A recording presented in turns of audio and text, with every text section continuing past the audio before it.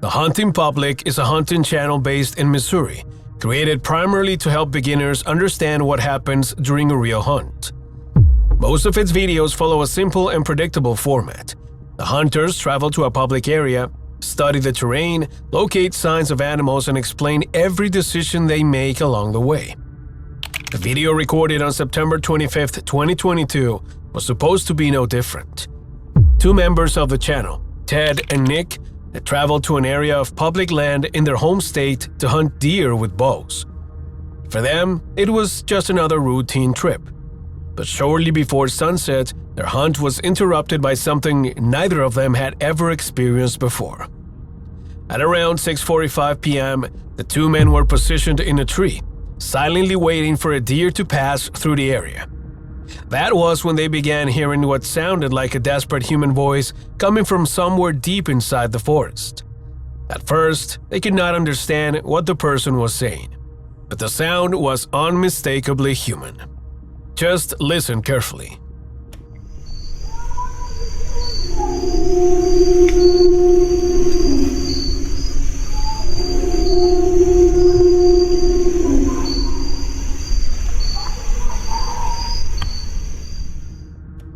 The screaming did not stop. For nearly 30 minutes, the voice continued echoing through the trees. At times, it sounded desperate. At others, it became aggressive, frantic, and almost impossible to understand. Ted and Nick would later describe it as completely maniacal. And as the minutes passed, the situation only became more disturbing.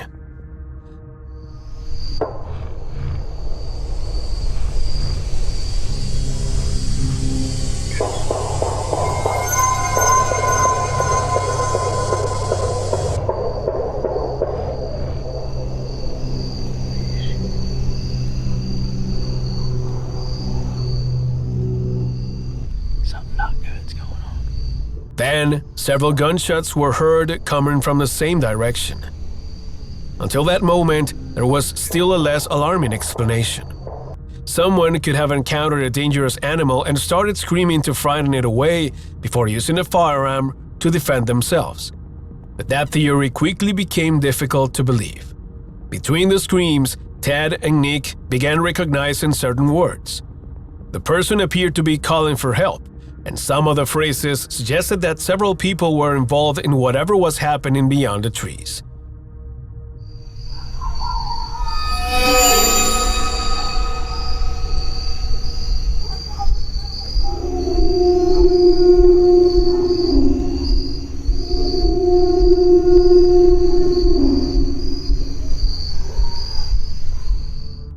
After the gunshots, the accusations became even more disturbing. At one point, the voice appeared to claim that someone, or a group of people, had killed a woman. Then, without warning, the screaming stopped.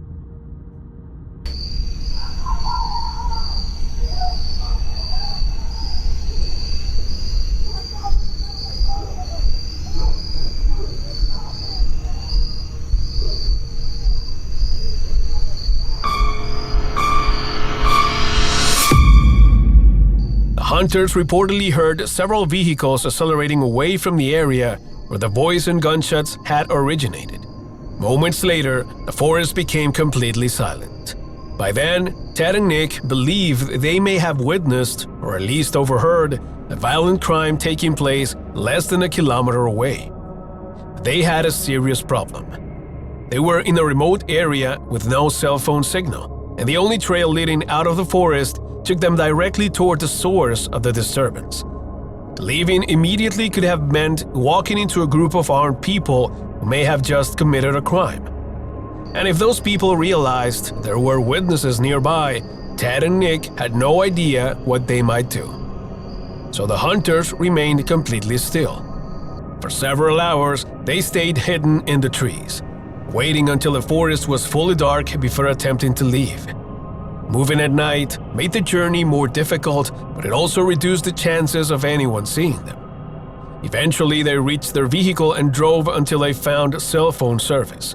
Only then were they able to report what they had heard to the authorities.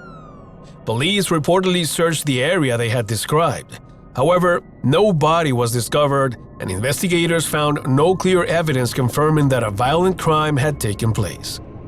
There were no obvious signs explaining the screams, the gunshots, or the vehicles that appeared to leave shortly afterward. And without any physical evidence, the incident remained unresolved. Since the video was uploaded, viewers have proposed several explanations. Some believe Ted and Nick may have overheard an execution involving multiple people. Others think the screaming could have come from someone experiencing a severe mental breakdown, possibly while under the influence of drugs and carrying a firearm. There were also accusations that the entire encounter had been staged by the channel to attract attention, but that explanation does not seem to fit its usual content. The hunting public already had an established audience before the incident, and the channel contains hundreds of hunting videos without similar encounters. Channels that regularly stage frightening situations usually develop a recognizable pattern. In this case, this remains the only video of its kind. Many viewers also believe the emotion in the voice sounded too raw and intense to have been easily performed. Of course, none of that proves exactly what happened, but it has led many people to the same disturbing conclusion. Whatever Ted and Nick heard that evening was probably real. And more than 3 years later, no one knows who was screaming inside that forest, or what happened after the gunshots were fired.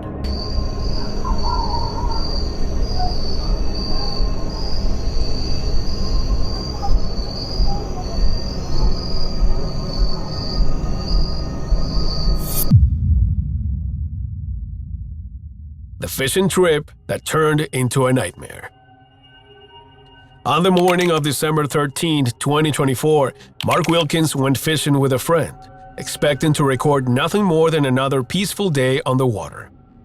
Mark runs a kayak fishing channel focused on trips through lakes and rivers across the region. Most of his videos show quiet stretches of water, fishing techniques, and the occasional catch. But that morning would be completely different. At around 7:45 a.m., the two men were paddling through a remote section of Lake Emory, near Franklin, North Carolina. Everything appeared normal until they noticed something floating farther ahead. From a distance, it looked like a large piece of driftwood. But as Mark continued watching it, he realized that its shape did not look natural. Curious, he slowly moved his kayak closer. That was when he understood what was floating in front of him.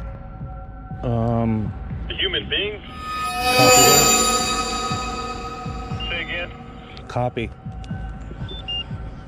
I think we got a dead body here.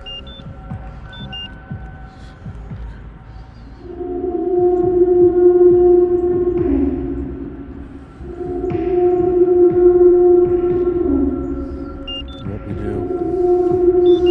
Dead body. Oh my god, a dead body.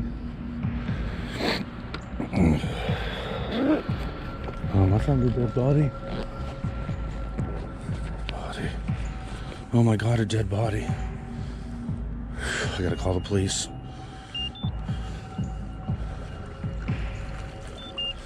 It's right there.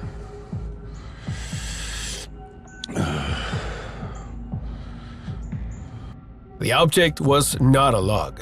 It appeared to be human remains that had been in the water for some time.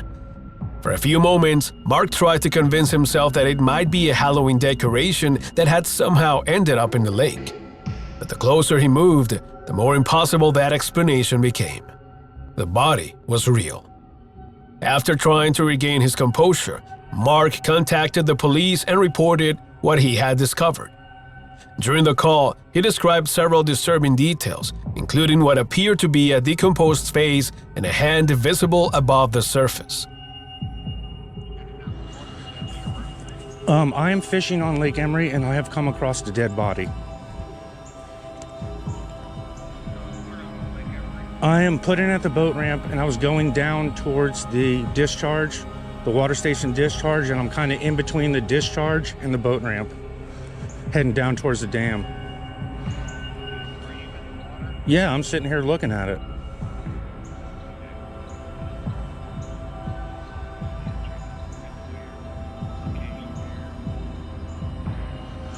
I mean, it could.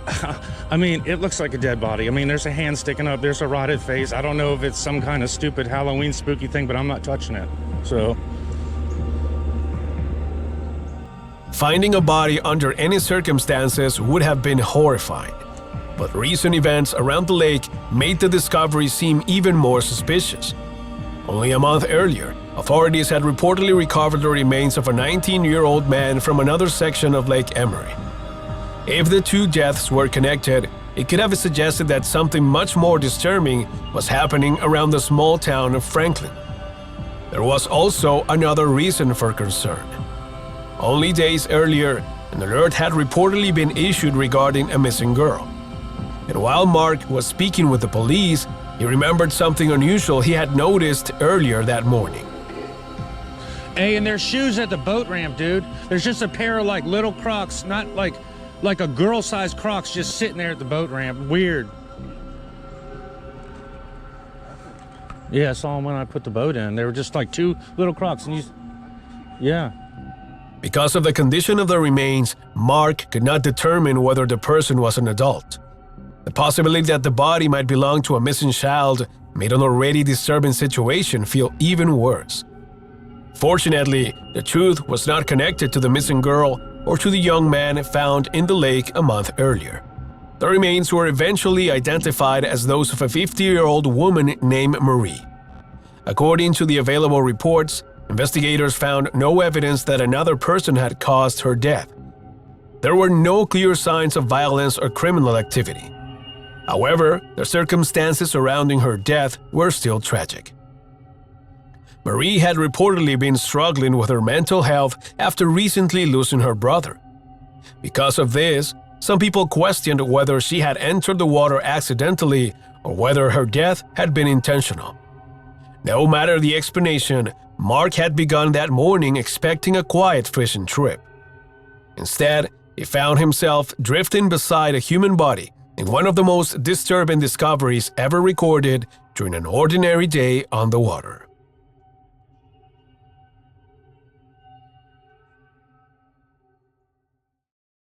He thought he was alone in the woods. In November 2022, a bow hunter named Brandon Fitzpatrick was hunting alone somewhere in Michigan. He was sitting inside a hunting blind, a small camouflage shelter used to remain hidden while waiting for an animal to approach. Until that moment, the trip had been completely quiet. But without warning, Brandon heard an unfamiliar voice outside. Believing that another hunter might be passing through the area, he looked out of the blind to see who it was. Instead, he found an angry man pointing a rifle directly at him. Brandon immediately tried to explain that he was hunting legally and had permission to be there, but the stranger did not seem interested in listening. He repeatedly interrupted Brandon and became increasingly aggressive, ordering him to leave the area immediately. But I just want to show you kind of why we're here.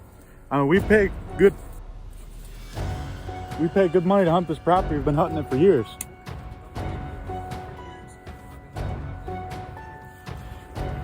Do you live on this property right here? I just want to talk to you. I'm sorry. You have an AR in front of me. I'm fucking scared. Dude, I'm scared as right now. No, sir. No, sir. No, sir. I'm hunting. I'm hunting with. Oh my God. This no longer appeared to be a simple disagreement between two hunters. The rifle remained pointed toward Brandon, and the stranger's tone made it clear that he expected every order to be obeyed. Brandon remained calm and explained that being confronted by an armed man was frightening. The stranger's response made the situation even worse. He warned Brandon that things could become far more frightening if he refused to cooperate. Are you attacking me? No, sir. No, sir. No, sir. I'm hunting. I'm hunting with. Oh my God. Sir, I'm bow hunting. I don't have any guns on me. I'm asking you to move. I'm asking you to look at me. You're on my property. You got to motherfucking go. You're on my property, sir. Okay, Listen. I'm packing up 8 years. now. You've never been here. Listen, Can I come out there so we can talk? Come on out. Okay. Don't touch. No. I just have to move my chair. Okay. Oh my gosh. Throughout the confrontation, man repeatedly asked whether Brandon intended to attack him. But Brandon was unarmed, remained inside the blind, and showed no signs of aggression. Because of this, some viewers believe the questions were not genuine. They sounded more like an attempt to establish a reason to claim self-defense if the man decided to shoot. The stranger was also accompanied by an aggressive dog, which he appeared to use as another form of intimidation. Brandon continued trying to explain the situation. He told the man that he was not trespassing and that the land had been legally leased for bow hunting.